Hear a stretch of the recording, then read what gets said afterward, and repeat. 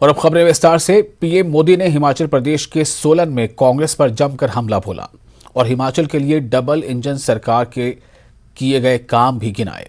PM ने कहा कि कांग्रेस ने कभी भी हिमाचल के हित के बारे में नहीं सोचा। झूठ बोलकर सत्ता में आना कांग्रेस का काम रहा है, ऐसा पीएम ने कहा। भाई और बहनों, हिमाचल के लोग ये भली भांति जानते हैं कि काम भी भाजपा ने किया है और अगर कोई चुनौतियां हैं तो उनका स्थायी समाधान भी भाजपा ही कर सकती है। हिमाचल के लोग ये भी जानते हैं कि कांग्रेस मतलब भ्रष्टाचार की गारंटी, कांग्रेस मतलब स्वार्थ भरी राजनीति की गारंटी, कांग्रेस मतलब भाई भतीजेवाद की गारंटी। हिमाचल के लोगों को याद रखना है कि वही कांग्रेस है जिसके शासन में वृद्धावस्था पेंशन के लिए 80 साल का होना जरूरी था। ये भाजपा की जयराम जी की सरकार है जिसने 80 के बाद मिलने से क्या मतलब था उसे कम करके 60 साल की उम्र कर दी ताकि 60 से ऊपर के सब लोगों को इसका लाभ मिले। लेकिन कांग्रेस का इतिहास हमेशा नागरिकों को धोखा देना, युवाओं को धोखा देना, बहन बेटियों को धोखा देना, वैसे ही किसानों को भी धोखा देना। कांग्रेस ने कभी देश के छोटे किसानों की परवाह नहीं की। जिस कर्ज माफी का कांग्रेस ने ढिंढोरा पीटा उसमें भी कांग्रेस ने खेल कर दिया। उसका लाभ छोटे छोटे किसानों को बिल्कुल हुआ नहीं, नाम मात्र का भी नहीं हुआ। जबकि भाजपा सरकार छोटे किसानों की हर जरूरत को ध्यान में रखते हुए काम कर रही है। पीएम किसान सम्मान निधि के माध्यम से हिमाचल के किसानों के बैंक खातों में सीधे 2000 करोड़ रुपए ट्रांसफर किए। 2000 करोड़ रुपए इस छोटे से राज्य के अंदर, और इसका लाभ हिमाचल के 9 लाख से ज्यादा छोटे किसानों को हुआ है। 9 लाख किसानों के जेब में 2000 करोड़ रुपया पहुंचना यानी उनके जीवन में एक बहुत बड़ा बदलाव की ताकत लेके आता है। हिमाचल विधानसभा चुनाव में ताल ठोक रही कांग्रेस ने आज अपना घोषणा पत्र जारी कर दिया है। बता दें कि प्रदेश कांग्रेस मुख्यालय में कांग्रेस ने यह घोषणा पत्र जारी किया है। वहीं यह घोषणा पत्र राजीव शुक्ला, प्रतिभा सिंह, सुखविंदर सिंह सुक्खू और छत्तीसगढ़ के सीएम भूपेश बघेल ने जारी किया। कांग्रेस ने अपने घोषणा पत्र को प्रतिज्ञा पत्र 2022 का नाम दिया है। इस घोषणा पत्र में सरकार बनने पर पहली कैबिनेट में 1 लाख लोगों को सरकारी नौकरी देने का बड़ा वादा किया गया है। इसके अलावा खेती, बागवानी, डेयरी विकास, पर्यटन, परिवहन व्यवस्था और तमाम दूसरे मुद्दों पर कांग्रेस ने अपने प्रतिज्ञा पत्र में लोगों से वादे किए हैं कि इसमें हमने तमाम ऐसी बातें डाली हैं, जैसे 1500 रुपए हर महीने महिला को देना, युवाओं को नौकरी देना, युवाओं का स्टार्टअप फंड बनाना, उसमें पैसे देना, गोबर खरीदना गांव की व्यवस्था के लिए 2 रुपए, मतलब लाखों रुपए का गोबर छत्तीसगढ़ में एक एक परिवार बेच रहा है। हमने दूध खरीदने का स्कीम, तो उससे पैसा लोगों के पास आएगा और उस पैसे से वो महंगाई जो है, जो महंगाई ये केंद्र सरकार बढ़ा रही है, उस महंगाई से वो मुकाबला कर सकेंगे। उनको आर्थिक रूप से चाहे शहर हो और चाहे गांव हो, उनको हम शक्तिशाली बनाएंगे, नौकरियां देंगे, रोजगार के अवसर पैदा करेंगे और इसके अलावा ग्रामीण अर्थव्यवस्था को इसके जरिए मजबूत करेंगे। और नौकरियों का हमने बताया आपको कि सरकार बनती के पहली मीटिंग में 1 लाख सरकारी नौकरी देंगे। प्रदेश में कुल 5 लाख युवाओं को रोजगार दिलवाया जाएगा। हर विधानसभा में 10 करोड़ यानी 680 करोड़ का बिना ब्याज के लोन मिलेगा युवाओं को अपना स्टार्टअप शुरू करने के लिए। और सीएम नीतीश कुमार ने राजगीर में गुरुद्वारा और अतिथिशाला का उद्घाटन करने के बाद मीडिया को संबोधित करते हुए केंद्र सरकार पर जमकर निशाना साधा। उन्होंने कहा कि गरीब राज्य बिहार में कई नए काम हो रहे हैं, लेकिन देश में प्रचार के सिवा कुछ भी नहीं हो रहा है। जिसके बाद वहां मौजूद उनके समर्थकों ने देश का पीएम कैसा नीतीश कुमार जैसा हो के नारे लगाए।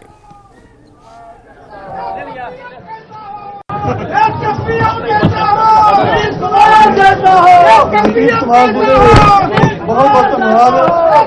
परमात्मा उन्होंने चढ़ती कला रखना। वाहिगुरू जी का खालसा वाहिगुरू जी की फतेह।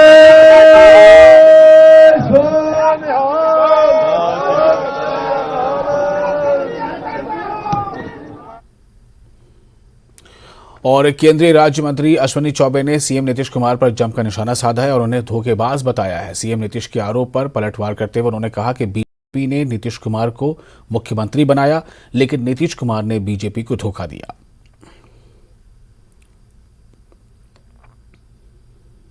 बड़ा होगा तो हमें भी देखेगा, देश का भी सेवा करेगा।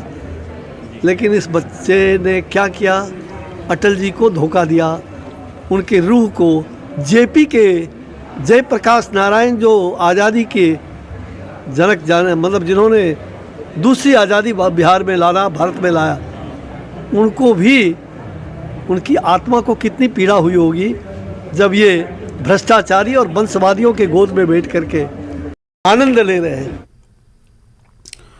त्योहारों का सीजन खत्म हो चुका है, लेकिन रेलवे स्टेशनों की भीड़ खत्म नहीं हो रही है।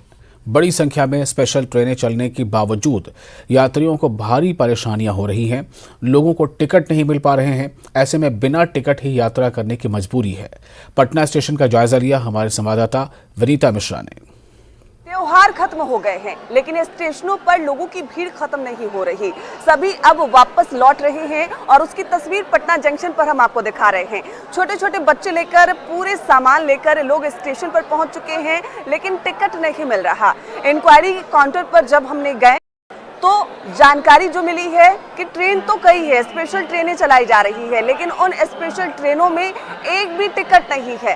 कई ऐसे लोग हैं जिनका वेटिंग चल रहा है। अगर कोई अभी आ जाते हैं टिकट कंफर्म कराने तो उन्हें टिकट नहीं मिलेगी, क्योंकि ट्रेनों में सीट नहीं है। ऐसे में आखिर ये जो तमाम लोग हैं जिनके टिकट कंफर्म है उनकी बात अलग है, लेकिन जो सफर करने आए हैं, जिन्हें जल्दबाजी में जाना है, आखिर वो कैसे जाएंगे, उसकी तस्वीर यहाँ पटना जंक्शन पे नजर आ रही है। कई ऐसे लोग हैं जिन्होंने बहुत पहले टिकट कंफर्म कराने के लिए एप्लीकेशन तो दिया था, लेकिन टिकट कंफर्म नहीं हुआ है। क्या नाम है आपका? नवनीत। कहाँ जा रहे हैं? जोधपुर। टिकट मिला? टिकट वेटिंग में है, जो कैंसिल हो जाएगा, क्योंकि मैंने अपने IRCTC ऐप से काटा था। तो अभी तो कोई टिकट अवेलेबल नहीं है, तो जाएंगे कैसे आप? अब जनरल में चढ़ के जाएंगे, क्या करेंगे, टाइम पर रिपोर्ट तो करना है सेना में। जरूरी है जाना। बिना टिकट सफर करेंगे? नहीं, बिना टिकट नहीं, जनरल टिकट है मेरे पास, जनरल से जाएंगे। रेलवे का तो कंफर्मेशन दिखा रहा था 89% जो हो जाएगा, लेकिन रेलवे का तो यही हाल है। बिल्कुल, तो ये देखिए पूरी तैयारी के साथ आए हैं, लेकिन अभी भी वेटिंग लिस्ट जा रहा है, टिकट कंफर्म नहीं हो पाया है। और ऐसे न जाने कितने लोग हैं यहाँ पे पूरे सामान के साथ, अपने परिवार के साथ, छोटे छोटे बच्चों के साथ स्टेशन पर पहुँच तो चुके हैं, लेकिन उनके पास टिकट नहीं है और टिकट मिल भी नहीं रहा। टिकट लेने जा रहे हैं, लेकिन इंक्वायरी काउंटर पे साफ तौर पे बताया जा रहा है कि कई स्पेशल ट्रेनें तो चलाई जा रही है जो छठ पूजा, दुर्गा पूजा और दीपावली के मद्देनजर शुरू की गई थी, लेकिन उन ट्रेनों में भी सीट खाली नहीं है। ऐसे में जो लोग हैं जिन्हें वापस किसी भी कीमत पर, समय पर अपनी ड्यूटी को पकड़ना है, क्योंकि वो त्योहार के लिए पटना आए थे, उन्हें टिकट नहीं मिल रहा, मजबूरी में वो बिना टिकट के, बिना सीट के सफर करेंगे। और ऐसी तस्वीर लगातार हम आपको दिखा रहे हैं कि किस तरीके से लोग शौचालय में आ रहे हैं, क्योंकि उन्हें किसी भी कीमत पे अपनी जगह पे पहुंचना है, जल्दबाजी में पहुंचना है। और उसकी तस्वीर यहाँ पटना जंक्शन पर भी बयां हो रही है कि कैसे लोग बस इंतजार कर रहे हैं कि किसी भी कीमत पे ट्रेन में थोड़ी जगह मिल जाए और वो अपने जहां उन्हें जाना है वो ससमय पहुंच जाए, क्योंकि टिकट नहीं मिल रही, सीट नहीं मिल रहा, ट्रेन आ रही है, जा रही है और लोग हैं जो परेशान हो रहे हैं। विनीता मिश्रा, न्यूज़ 18 पटना। पूर्व केंद्रीय मंत्री मुख्तार अब्बास नकवी ने कहा है कि पाकिस्तान के मुकाबले भारत में रहने वाले मुसलमान ज्यादा सुरक्षित हैं। मुख्तार अब्बास नकवी ने यह भी कहा कि दुनिया का हर 10वां मुसलमान भारत का नागरिक है और इसे यहां तमाम तरह के अधिकार हासिल हैं। इलाहाबाद के श्रृंगेरपुर में 5 दिनों तक चलने वाले रामायण मेले में मुख्तार अब्बास नकवी ने शिरकत की। रामायण मेले में देश भर से साधु संतों के अलावा डिप्टी CM ब्रजेश पाठक और योगी सरकार के प्रवक्ता सिद्धार्थ नाथ सिंह ने भाग लिया। मुख्तार अब्बास नकवी ने कहा कि कुछ लोग भारत में रहने वाले मुसलमानों को गुमराह करने की कोशिश में लगे रहते हैं, लेकिन भारत का मुसलमान अब पहले से ज्यादा होशियार हो गया है।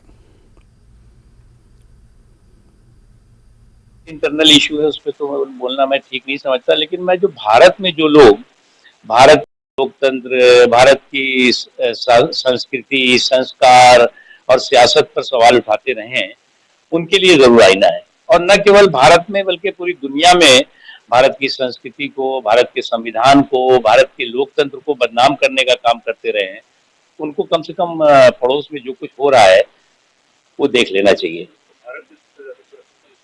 बिल्कुल सुरक्षित है।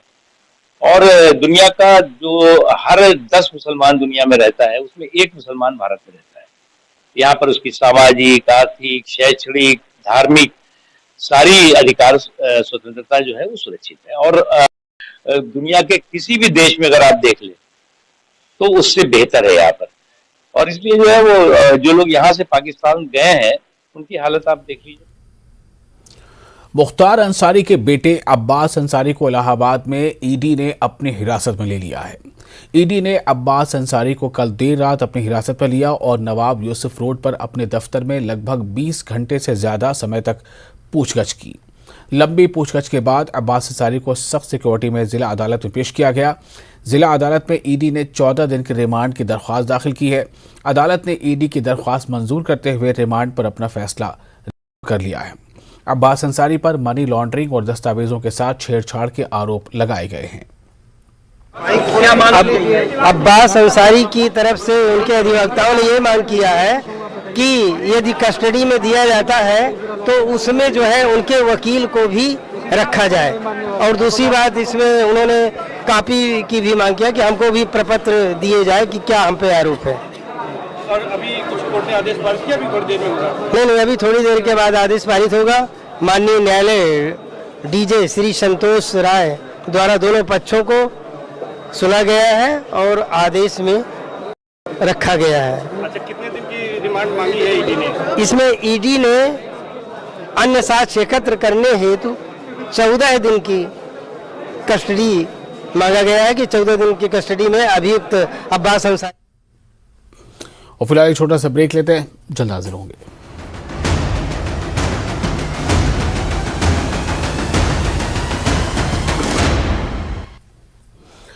ब्रेक के बाद एक बार फिर आपका स्वागत है। कश्मीर एंटरप्रेन्योरशिप डेवलपमेंट इंस्टीट्यूट ने कुपवाड़ा गवर्नमेंट डिग्री कॉलेज के साथ मिलकर एक दिवसीय EAP का आयोजन किया है।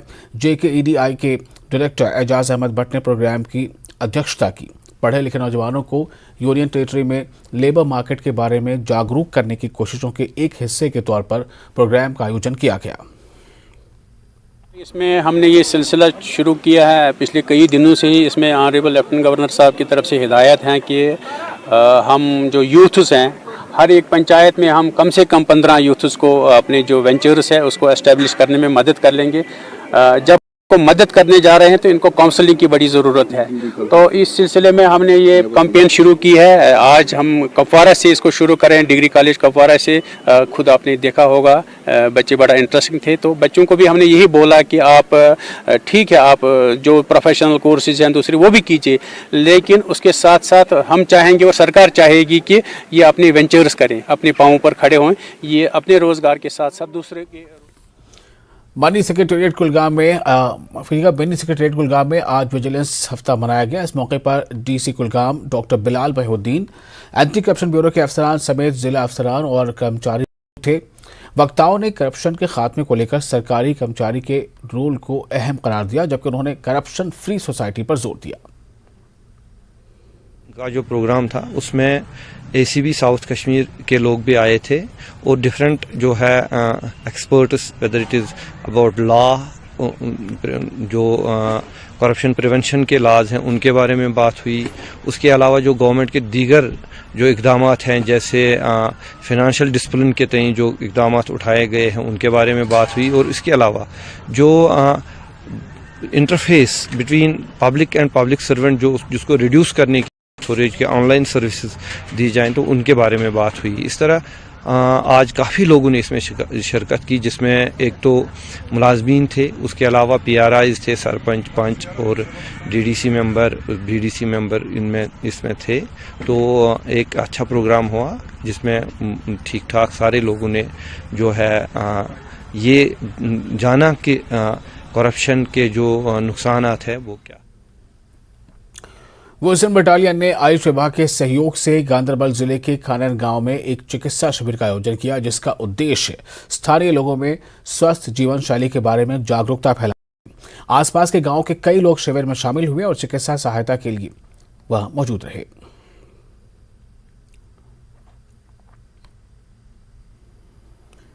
जम्मू में आए दिन ट्रैफिक की समस्या रहती है।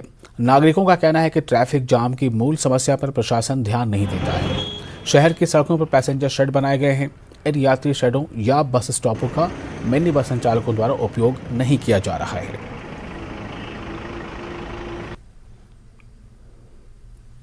जहां भी इनको सवारी मिलती है वहां भी वहीं रोक देते हैं।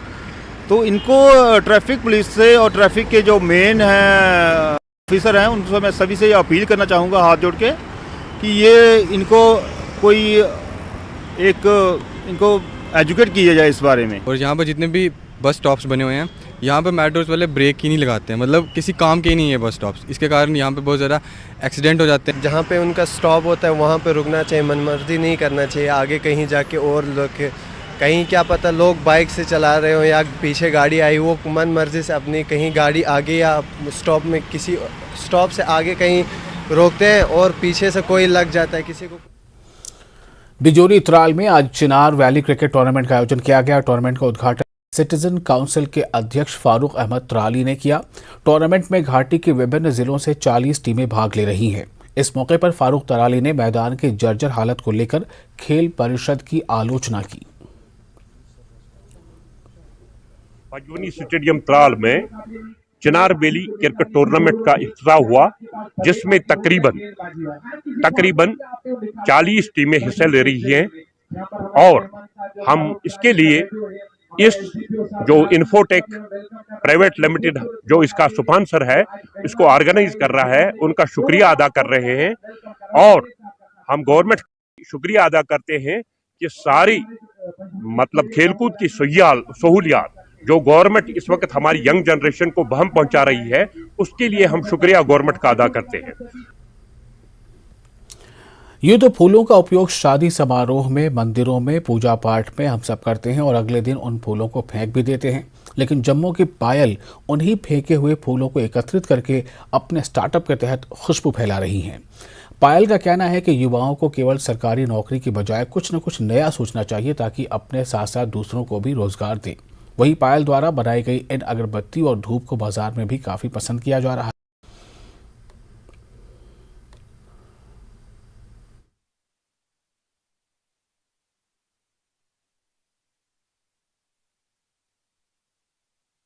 MBA एग्री बिजनेस मैनेजमेंट में पढ़ाई की। उसके बाद मुझे लगा कि कुछ फूलों से रिलेटेड या एग्रीकल्चर से रिलेटेड कुछ ऐसा किया जाए जिससे फार्मर्स को, हमारे जो कंज्यूमर्स हैं उनको कुछ फ़ायदा हो, कि उनको ऑर्गेनिक और नेचुरल और केमिकल फ्री चीज़ें लेने को मिले। रिसर्च करते करते मैंने जब स्टडी किया तो मुझे पता चला कि कितना फूल जो है हमारे JNK में सिटी ऑफ टेम्पल्स वेस्ट हो जाता है। तो इस वेस्टेज का सल्यूशन जो है वो मैंने अपने स्टार्टअप के थ्रू स्टार्ट किया, जिसमें हम उसकी फूलों की प्रोसेसिंग करके और अपने इंग्रेडिएंट्स, नेचुरल इंग्रेडिएंट्स ऐड करके हम उससे नेचुरल केमिकल फ्री चीज़ें बना रहे हैं। जैसे अगरबत्ती बना रहे हैं, धूप बना रहे हैं और सोप्स बना रहे हैं और काफ़ी प्लांटेबल प्रोडक्ट्स बना रहे हैं। ये बहुत ही अच्छा प्रोडक्ट है। इससे पहले भी मैंने एक बार लिया था इस मैडम से, तो पूरे घर में इतनी महक आई थी कि क्या बताऊं आपको। लेकिन ये भी अच्छी बात है कि मतलब महिलाओं के लिए खासकर कि जो भी हम फूल सब कुछ रॉ मटेरियल जो भी फेंकते हैं, लेकिन उनको ये इकट्ठा करके तो ये काम करती है। बहुत अच्छा, बहुत सराहने की बात है। जो मैं यहाँ पर आई हूँ और मुझे बहुत अच्छा लगा कि she is doing best out of waste, like those flowers which we are not using और हमें मतलब थ्रो कर देते हैं, and she is using those flowers and making very beautiful and very productive things. It's very commendable thing. I really appreciate this girl. यहाँ पे मैं आई जम्मू हाट में, मुझे बहुत अच्छा लगा। ये अगरबत्तियाँ जो बनाई हुई बहुत इसकी अच्छी महक है। हाँ, ये हर्बल की हैं। ये मैं हाँ तो आपको लगता है ये अलग कर रही हैं समाज? जी जी जी जी जी जी लेडीज़ के लिए बहुत अच्छा है। हाँ, घर पे बैठ के काम कर सकती हैं।